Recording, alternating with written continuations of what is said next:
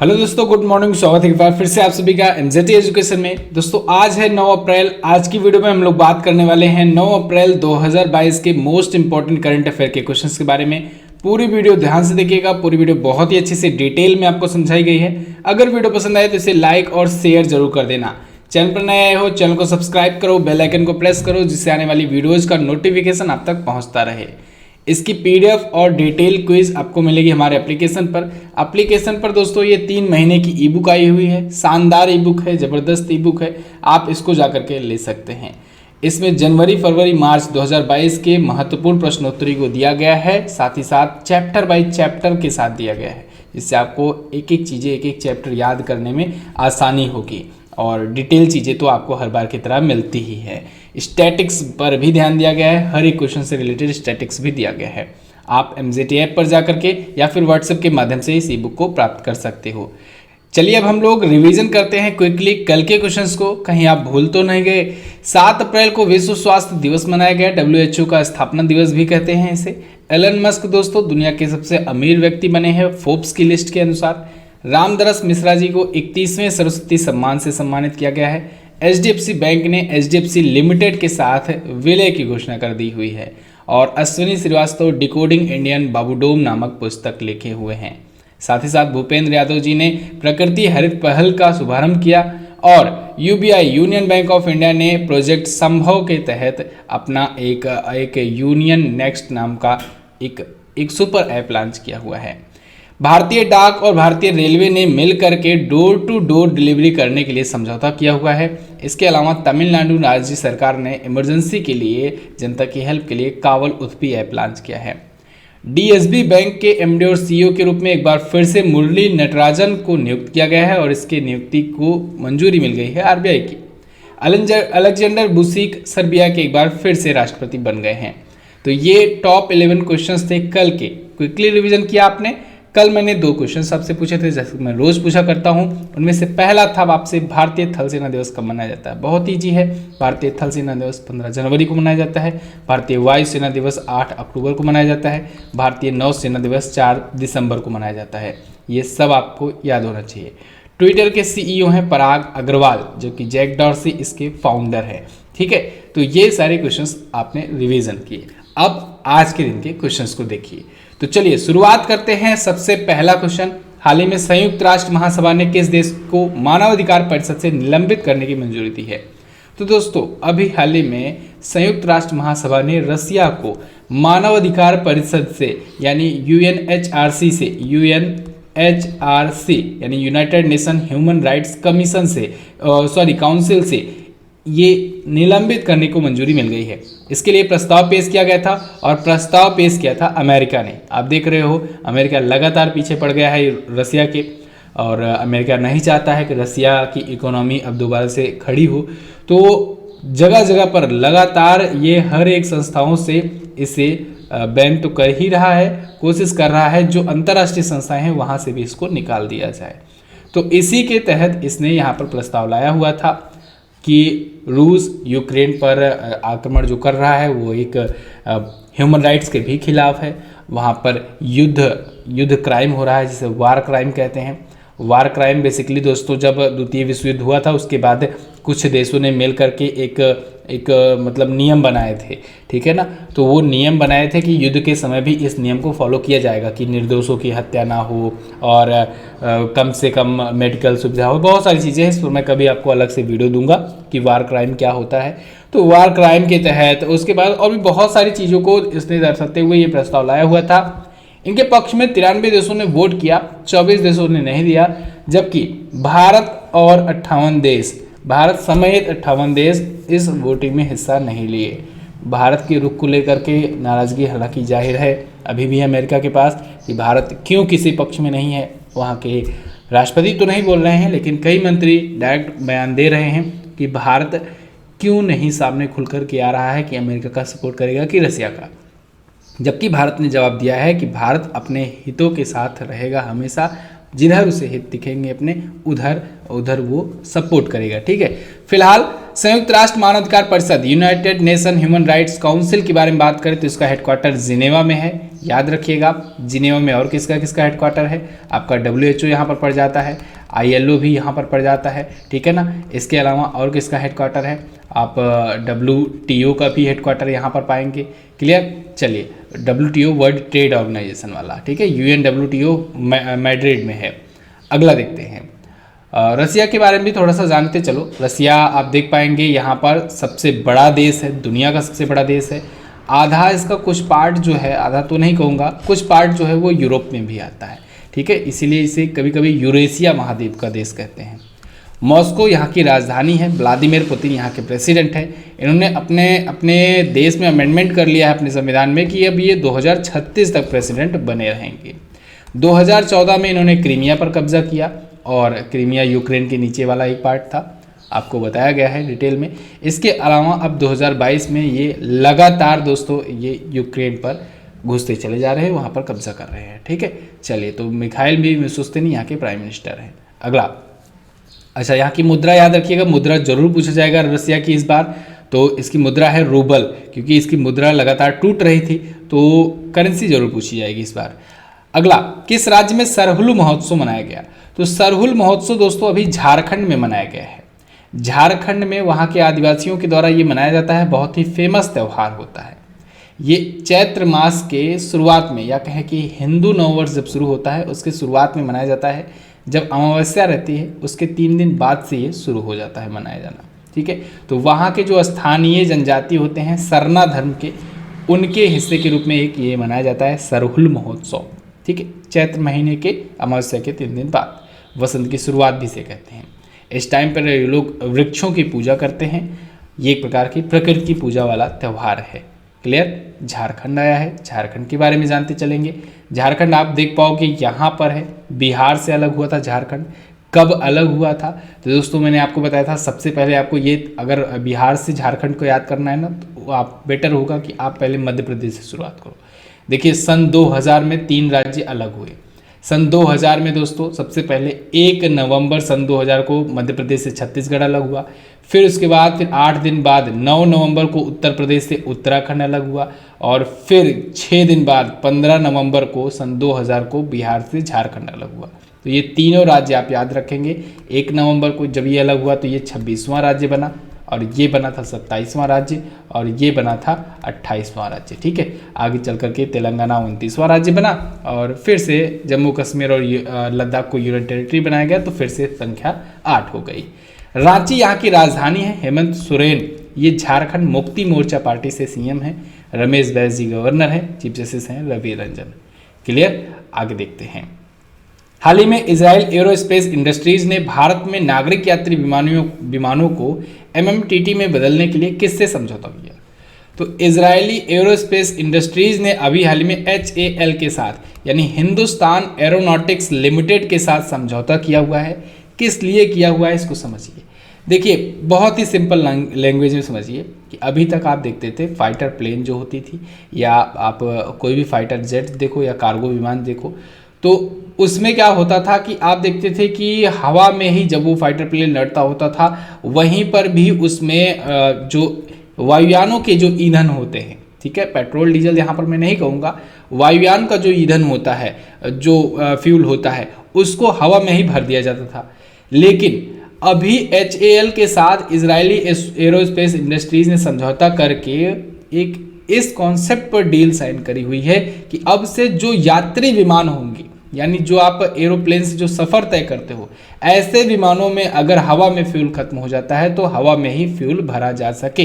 तो ऐसे इस कैपेबिलिटी वाला इंजन विकसित किया जा सके, यानी जिससे विमानों की ऐसी क्षमता विकसित की जा सके कि चाहे अगर वो कार्गो विमान हो या फिर यात्री विमान हो, उनको हवाई ईंधन भरा जा सके। ठीक है, हवाई ईंधन भरने वाले विमानों में परिवर्तित किया जा सके, मल्टी मिशन टैंकर ट्रांसपोर्ट विमान में बदला जा सके। समझ में आया? हिंदुस्तान एरोनॉटिक्स लिमिटेड की स्थापना 1940 में हुई थी। बेंगलुरु में इसका हेडक्वार्टर है। R माधवन जी इसके अध्यक्ष हैं।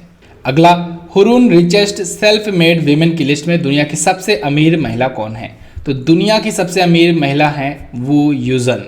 अभी हाल ही में Hurun richest self made women की लिस्ट आई है और वो यूजन जो कि यहाँ पर आपको दिख रही हैं चाइना की हैं, ये हैं दुनिया की सबसे अमीर महिला। ये जो दिख रही हैं ये हैं फाल्गुनी नायर, ये इंडिया की सबसे अमीर महिला है, इंडिया की रिचेस्ट लेडी हैं, ठीक है ना। और ये नायका की हैं, नायका मैंने आपको बताया था इसका भी आईपीओ आया था, ज़बरदस्त आईपीओ था इसका। तो ये तो भारत की हैं और ये हैं दुनिया की सबसे अमीर। चलिए लिस्ट देख लेते हैं टॉप थ्री। तो दुनिया की टॉप 3 महिलाओं में याजून है, ठीक है, $17 बिलियन के साथ। चाइना की हैं लॉन्ग फॉर की, ये कंपनी से जुड़ी हुई हैं, उसकी सीईओ है। सेकंड पर फैन होंगवेई हैं, $13 बिलियन की इनकी संपत्ति है और हेंगली नाम की कंपनी से हैं, चाइना की ये भी हैं। देखिए टॉप 3 जो है ना ये तीनों की तीनों चाइना की ही हैं। थर्ड पर वांग लेचुन हैं। भारत की टॉप 3 में अगर बात करें तो फाल्गुनी नायर हैं, ओवरऑल इनकी रैंक है 10वीं, लेकिन भारत में है टॉप पर 7.6 बिलियन के साथ, नायका की ये चेयरपर्सन है। राधा बेम्बू ये सेकंड पर आई हुई हैं 3.9 बिलियन के साथ, जोहो की ये सह संस्थापक हैं, ओवरऑल रैंक है 25वीं। किरण मजूमदार 100 ये $3.8 बिलियन के साथ, बायोकॉन की संस्थापक, बायोकॉन की हेड किरण मजूमदार शाह ये 26वीं ओवरऑल रैंक रखती हैं। क्लियर, यहाँ पर टॉप 10 की लिस्ट आप देख पाएंगे और टॉप 10 में यहाँ पर आपको दिखेगा नाम फाल्गुनी नायर, एकमात्र इंडियन जो टॉप 10 में अपना नाम बनाई हुई हैं, ठीक है। इससे पहले मैंने अभी कल की वीडियो में आपको फोर्ब्स की लिस्ट बताई हुई थी, तो फोर्ब्स की लिस्ट में उसमें मेंस की लिस्ट बताई हुई थी, ठीक है, तो वो सब भी आप याद रखेंगे। अगला question, QS world university ranking में सीड्स पर कौन है? तो क्यूएस की अभी हाल ही में वर्ल्ड यूनिवर्सिटीज़ की रैंकिंग आई हुई है और एक बार फिर से इसमें टॉप पर है मैसाचुसेट्स इंस्टीट्यूट ऑफ टेक्नोलॉजी जो कि यूनाइटेड स्टेट्स ऑफ अमेरिका में है। ये वर्ल्ड यूनिवर्सिटीज़ रैंकिंग 2022 की है। इसमें दोस्तों टॉप पर है मैसाचुसेट्स, सेकंड पर ऑक्सफोर्ड, थर्ड पर है स्टैनफोर्ड और कैम्ब्रिज यूनिवर्सिटी दोनों है, ठीक है। अच्छा, आईआईटी बॉम्बे इसमें 65वें स्थान पर है और आईआईटी दिल्ली है 72वें स्थान पर। टॉप 100 में शामिल होने वाले यही 2 इकलौते भारतीय संस्थान हैं, ठीक है ना, केवल यही 2 टॉप 100 में शामिल हैं भारत के। चलिए अगला, हाल ही में चर्चित पुस्तक टाइगर ऑफ द्रास के लेखक कौन है? तो टाइगर ऑफ द्रास नामक पुस्तक लिखी है दोस्तों मीना नैयर ने और हिम्मत सिंह शेखावत ने। तो हिम्मत सिंह शेखावत और मीना नैयर के द्वारा लिखा गया है, तो उपरोक्त दोनों आप लगा देंगे आंसर। यह है tiger of Dras book. Actually में दोस्तों टाइगर ऑफ द्रास बुक जो है ना ये कारगिल की लड़ाई पर बेस्ड है। द्रास सेक्टर पर जो भारत ने दोबारा से कब्जा अपना प्राप्त किया था कारगिल के युद्ध में, आपको पता होगा द्रास में, वहाँ पर द्रास, कारगिल, ये सभी जो चोटियाँ हैं उस पर पाकिस्तानी घुसपैठ हो गया था 1999 में, ठीक है। तो फिर भारतीय जो जवान हैं वो लोग गए वहाँ पर और अपनी वीरता का प्रदर्शन करते हुए दोबारा से कब्जे में ली भारत के। तो उसी टाइम पर दोस्तों, उसी टाइम पर जो कैप्टन अनुज नैयर थे जो कि एक युवा थे, कैप्टन थे और बहुत ही साहस भरी ये लड़ाई लड़े और 1999 में कारगिल युद्ध के दौरान द्रास सेक्टर पर दोबारा से इन्होंने सेव किया, भारत के पक्ष में लाया। ऑपरेशन विजय चलाया था भारत सरकार ने कारगिल युद्ध में, तो ऑपरेशन विजय भी आप याद रखेंगे, ठीक है। इनको मरणोपरांत, ये वहाँ पर क्योंकि शहीद हो गए थे, तो इनको मरणोपरांत सन 2000 में दूसरे सर्वोच्च वीरता पुरस्कार महावीर चक्र से भी सम्मानित किया गया। तो इन्हीं की माँ है मीना नैयर। इनकी माँ ने अभी हाल ही में हिम्मत सिंह शेखावत के साथ मिलकर के टाइगर ऑफ द्रास नाम की पुस्तक लिखी हुई है, या कहें हिम्मत सिंह शेखावत लेखक हैं और इन्होंने इनकी माँ की हेल्प ली इस पुस्तक को लिखने में। Tiger of Dras, captain Anuj Nayyar, 23 Kargil hero, ठीक है, ये है पुस्तक का पूरा नाम। तो एक बार हम लोग को भी इनकी वीरता को सलाम करना चाहिए। अगला देखते हैं, भारत और किस देश के बीच में खंजर 2022 नामक सैन्याभ्यास हुआ? तो खंजर 2022 या खंजर 2022 ये अभ्यास दोस्तों भारत और किर्गिस्तान के बीच में हुआ है। देखिए भारत और किर्गिस्तान के बीच में ही होता है खंजर अभ्यास, इसको याद रखिएगा, ठीक है। भारत और किर्गिस्तान के बीच में हमेशा खंजर होता है और इस बार का ये 9वां संस्करण था भारत और किर्गिस्तान के बीच में। मार्च और अप्रैल के बीच में ये चल रहा है, हो रहा है, बकलोह हिमाचल प्रदेश में आयोजित हो रहा है, ठीक है। किर्गिस्तान आया हुआ है, तो चलिए आपको वर्ल्ड मैप में दिखाता हूँ किर्गिस्तान कहाँ पर है। तो यहाँ पर आप देख पाएंगे एशिया है, एशिया में ये है अपना प्यारा भारत। यहाँ पर आप देखेंगे ये है किर्गिस्तान, छोटा सा देश है, इसको जूम करने पर आपको कुछ इस प्रकार से दिखेगा। किर्गिस्तान की राजधानी होती है बिश्केक। क्या होती है? बिश्केक होती है इसकी राजधानी। और इसकी करेंसी क्या होती है? सोम। क्या होती है? सोम होती है इसकी मुद्रा। और यहाँ पर आप देख पाएंगे ये कजाकिस्तान, चाइना, इसके बाद ताजिकिस्तान, ठीक है ना, इसके बाद उज्बेकिस्तान, इससे अपना बॉर्डर ये शेयर किया करता है। अगला, हाल ही में अमेजन ने सैटेलाइट लॉन्च करने के लिए, सैटेलाइट इंटरनेट लॉन्च करने के लिए किस फर्म के साथ समझौता किया? तो अमेजन ने अभी हाल ही में एरिन space, Blue Origin, United Launch Alliance, इन सभी से समझौता किया है। ब्लू ओरिजन तो अमेजन की ही कंपनी है, अमेजन की ही कंपनी है, ठीक है ना। तो अमेजन की ही जो स्पेस कंपनी है उसका नाम है ब्लू ओरिजन। तो इसने एरिन स्पेस और यूनाइटेड लॉन्च अलायंस, इन तीनों के साथ मिलकर के अपना जो सैटेलाइट इंटरनेट प्रोजेक्ट है उसको कंटिन्यू करने के लिए ये लॉन्च किया हुआ है। अब देखिए सभी दुनिया भर की जो कंपनियां हैं ना धीरे धीरे बढ़ रही हैं सैटेलाइट इंटरनेट की तरफ। सैटेलाइट इंटरनेट होता क्या है इसको पहले समझिए। जैसे अपनी पृथ्वी है, ठीक है, अपनी पृथ्वी अब तक क्या होता था, समुद्र के नीचे ऑप्टिकल केबल बिछा करके इंटरनेट प्रोवाइड कराया जाता था। उसमें कुछ कमियां थी, ठीक है। कमियां क्या थी कि जैसे मान लो आप किसी द्वीप पर रहते हो, या जैसे मान लो किसी बड़े बड़े जंगल में रहते हो जो किलोमीटर्स में, सैकड़ों किलोमीटर्स लंबे लंबे जंगल हैं, तो वहाँ पर टावर वगैरह नहीं लगाए जाते। या फिर बड़ी बड़ी पहाड़ी इलाका है, ठीक है, राजस्थान इलाका है, ऐसा रेगिस्तान वाला इलाका है, तो वहाँ पर टावर्स नहीं लगाए जाते थे, क्योंकि ऑब्वियस सी बात है जब पब्लिक रहती नहीं टावर्स किस लिए लगाए जाए। तो जब कभी पब्लिक वहाँ जाता था तो वहाँ इंटरनेट मिलता ही नहीं है। तो ऐसे में क्योंकि वहाँ पर टावर होते नहीं हैं, तो ऐसे में क्या किया जा रहा है अब कि दुनिया भर के, ये सोच तो एलन मस्क भाई साहब की थी, लेकिन अब धीरे धीरे सभी लोग उसी तरफ चल रहे हैं। कहते नहीं हैं कि फर्स्ट मूवर से बनने से भी ज़्यादा बेटर है फास्ट मूवर बनना। तो फर्स्ट मूवर तो एलन मस्क हैं, हालांकि वो तो फास्ट मूवर भी हैं।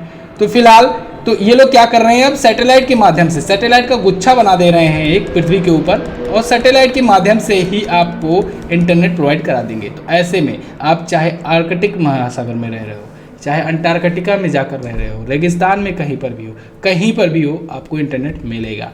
तो चाहे ब्लू ओरिजन हो, ठीक है, अमेजन कंपनी, चाहे आप वन वेब ले लो एयरटेल वाली कंपनी, चाहे आप स्पेस एक्स ले लो, ठीक है, स्पेस एक्स ले लो एलन मस्क की, ये सारी कंपनियां अब ग्लोबल इंटरनेट प्रोवाइड कराने के लिए कुछ इस प्रकार से काम कर रही हैं। समझ में आया? चलिए, तो अमेजन भी इसी तरीके से काम कर रहा है। इसने 83 लॉन्च अभी तक कर दिए हैं। ब्लू ओरिजन ये अमेजन की ही कंपनी है, या कहें जेफ बेजोस की ही कंपनी है। अमेजन के संस्थापक है संस्थापक जेफ बेजोस हैं, सीईओ हैं एंडी जैसी। अगला, हाल ही में किस गायिका ने सर्वश्रेष्ठ बाल एल्बम श्रेणी में ग्रैमी अवार्ड 2022 जीता? तो दोस्तों अभी हाल ही में सर्वश्रेष्ठ बाल एल्बम कैटेगरी में बेस्ट चिल्ड्रंस एल्बम कैटेगरी में ग्रैमी अवार्ड जीता है दोस्तों। किसने? फाल्गुनी साह ने। फाल्गुनी साह, स्पेशल बात यह है कि ये भारतीय मूल की हैं, ये भारतीय अमेरिकी हैं। 2 बार नॉमिनेट हुई और 1 बार ये जीत गई ग्रैमी अवार्ड। ये 2 बार ग्रैमी में बेस्ट चिल्ड्रंस कैटेगरी में ये नामांकित होने वाली, नॉमिनेट होने वाली एकमात्र भारतीय मूल की महिला बनी। इससे पहले ये नॉमिनेट हुई थी फालू बाजार के लिए, ठीक है, तो हालांकि तब अवार्ड नहीं मिला था, लेकिन इस बार एक कलरफुल वर्ड के लिए नॉमिनेट हुई और इनको अवार्ड मिल गया बेस्ट चिल्ड्रंस कैटेगरी में ग्रैमी अवार्ड्स। ग्रैमी अवार्ड की पूरी लिस्ट मैं आपको वीडियो में बता चुका हूं ऑलरेडी, आप देख सकते हैं पिछली वीडियोस, तो आपको मिल जाएगा, बहुत ही डिटेल में है। अगला देखते हैं, सर्वश्रेष्ठ पुरस्कार होता है संगीत के क्षेत्र का। हाल ही में किस राज्य सरकार ने मुख्यमंत्री उद्योग क्रांति योजना शुरू की? तो मुख्यमंत्री उद्योग क्रांति योजना शुरू की है दोस्तों मध्य प्रदेश राज्य सरकार ने। मुख्यमंत्री उद्योग क्रांति, ये देखिए बेसिकली जो नवयुवक हैं जो अपना नया उद्यम स्टार्ट करने जा रहे हैं, ठीक है, अपना नया कोई बिजनेस स्टार्ट करने जा रहे हैं, तो उनको सरकार से, बैंकों से किस प्रकार से लोन मिल सके, यानी बैंकों से ऐसा लोन मिल सके जिसमें सरकार की भी थोड़ा सा हेल्प हो, सरकार की गारंटी हो एक प्रकार से। तो इसके लिए ये योजना चलाई गई है। तो इस योजना के तहत युवाओं को स्वरोजगार के लिए 1 लाख से 50 लाख रुपए तक का लोन दिया जाएगा। 3% की ब्याज सब्सिडी होगी, साथ ही साथ बैंक गारंटी भी होगी। अब देखा जाता है ये कि क्या इसका ग्राउंड लेवल पर भी वर्क होता है, क्योंकि अमूमन सरकारें तो योजना लॉन्च करती हैं, लेकिन बैंक में जाओ तो बैंक वाले कहते हैं कि नहीं भैया हमारा एनपीए हुआ नहीं है और इस वजह से लोन मिल नहीं पाएगा, लोन दे नहीं पाएंगे हम, ठीक है। तो बैंकों से लोन मिलता नहीं है, देखा जाता है कि अब इसमें सरकार 3% सब्सिडी वगैरह भी देने की बात कर रही है। देखते हैं अब ये कितना सक्सेस होता है। फिलहाल मध्य प्रदेश आया है। मध्य प्रदेश आप देख पाओगे यहाँ पर है, भोपाल इसकी राजधानी है जहाँ पर भोजताल झील भी है। शिवराज सिंह चौहान बीजेपी पार्टी से यहाँ के सीएम हैं। गवर्नर है मंगू भाई छगन भाई पटेल। रवि विजय कुमार मलिमात यहाँ के चीफ जस्टिस हैं। मध्य प्रदेश अपना बॉर्डर देखिए किससे किससे शेयर कर रहा है। उत्तर प्रदेश, राजस्थान, गुजरात, महाराष्ट्र, छत्तीसगढ़, इनसे अपना बॉर्डर शेयर करता है मध्य प्रदेश। मध्य प्रदेश सबसे ज़्यादा नेशनल पार्क वाला राज्य है। 11 नेशनल पार्क है यहाँ पर। Madhav Van Vihar, Panna national park, Kanha Kisli national park, ठीक है, Sanjay national park, Pench national park, सभी यहाँ पर। पेंच से याद आया, पेंच नेशनल पार्क में एक कालर वाली नाम की बाघिन थी जो कि 29 शावकों को जन्म दे चुकी थी, जो कि एक वर्ल्ड रिकॉर्ड था। उसका अभी हाल में निधन हुआ। उसका ऑफिशियल नाम था T15, याद रखना, पूछा जाएगा। क्लियर। तो बस दोस्तों ये तो थे हमारे आज के दिन के टॉप 10 करंट अफेयर के क्वेश्चंस। आई होप आपको वीडियो पसंद आई होगी। आपने ये काफ़ी इन्फॉर्मेशन कलेक्ट किया होगा इस वीडियो के माध्यम से। तो पसंद आई है तो इसको लाइक कर दो एक बार। वीडियो को आजकल आप लोग लाइक नहीं कर रहे हो, वीडियो को लाइक कर दिया करो देखने के बाद, और इसके साथ ही साथ शेयर भी कर दिया करो। क्वेश्चन ऑफ द डे में आज आपके लिए पहला क्वेश्चन है, सर्बिया की कैपिटल कौन सी है। दूसरा क्वेश्चन है, HDFC बैंक की स्थापना कब हुई थी।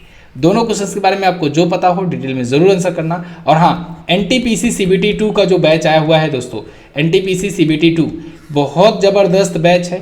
इसमें लगातार वीडियोज आ रही हैं, पर डे 2 वीडियोज आ रही हैं, 2 से 3 वीडियोज आ रही हैं। इसमें कम से कम 2 तो आती ही हैं।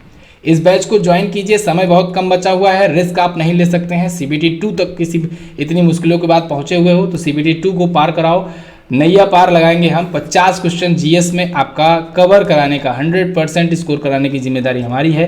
ये जो बैच है जाकर के एप्लीकेशन पर देखो इसमें क्या क्या मिल रहा है आपको। पहले आप देखो, चीज़ों को समझो क्या क्या मिल रहा है, उसके बाद परचेज करो। तो यकीन मानो आपका दिल खुश हो जाएगा इस कोर्स को देखने के बाद।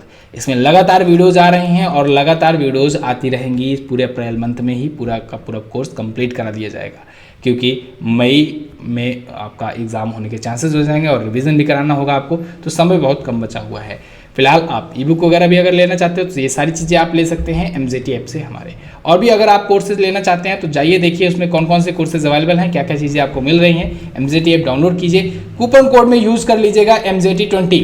MZT20 अगर आप कूपन कोड यूज़ करेंगे capital letter without any space तो आपको मिल जाएगा 20% का डिस्काउंट। इसका आप फायदा उठाइए। चलिए बस फिलहाल इतना ही रखते हैं वीडियो में, मिलते हैं अगली वीडियो में। तब तक के लिए नमस्कार, जय हिंद, वंदे मातरम।